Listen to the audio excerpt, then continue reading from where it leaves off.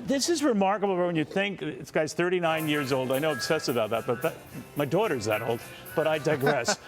It's a very different kind of a ticket, right? And I'm just wondering, the reception it's getting with the Republicans is very favorable. But this was a guy early on, said some nasty things about Donald Trump, all's forgiven, forgotten. He wouldn't be the first, number two, who had said things earlier in his career critical of the guy who became number one. But it is remarkable, right? H.W. Bush and Reagan said some tough things about one another.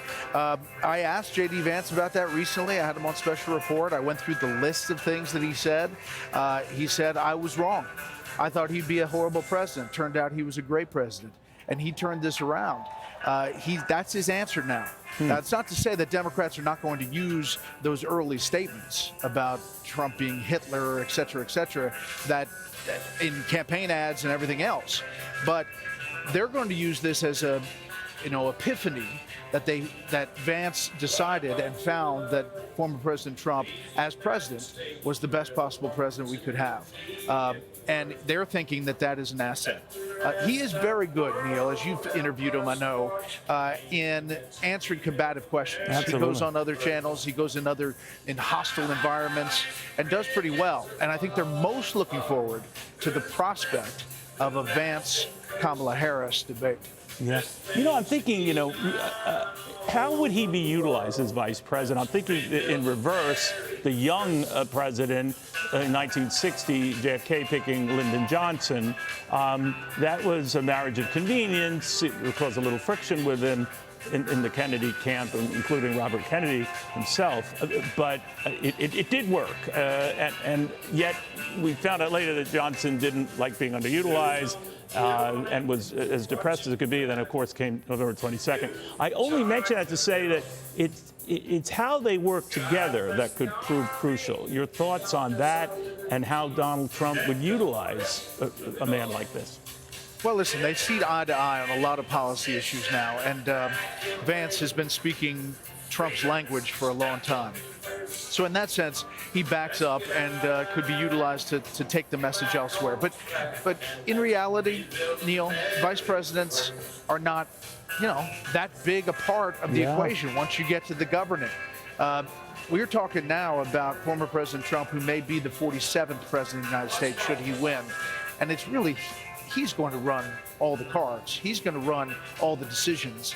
Vance today is a big story. Vance, if Trump wins, will not be the story. I will say that just on the flip side on foreign policy, there are probably a lot of people overseas looking at this choice, wondering if it means a lot of different things for Ukraine funding, for NATO, for how the U.S. interacts overseas. Because Vance has been pretty vocal about that kind of stuff, and you wonder whether it's a signal of foreign policy in the next Trump administration should he win. I'm just wondering as well what type of role he will serve. He could be an influential vice president, has a seat at the table. Al Gore had with Bill Clinton, Dick Cheney with George W. Bush. How do you see that evolving? Way too soon to tell. We don't want to get ahead of our skis here, but your thoughts on that? I think it's possible that he would just be an advisor. He's not going to be in a Dick Cheney role. You know what I mean? Okay. We are looking at this here. Do we know whether Donald Trump himself will be making an appearance tonight with JD Vance, or is all that to be determined?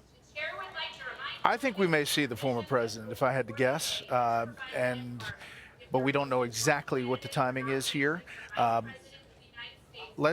I think we should listen in. I think they're going to nominate him right here. Got it. Let's do that.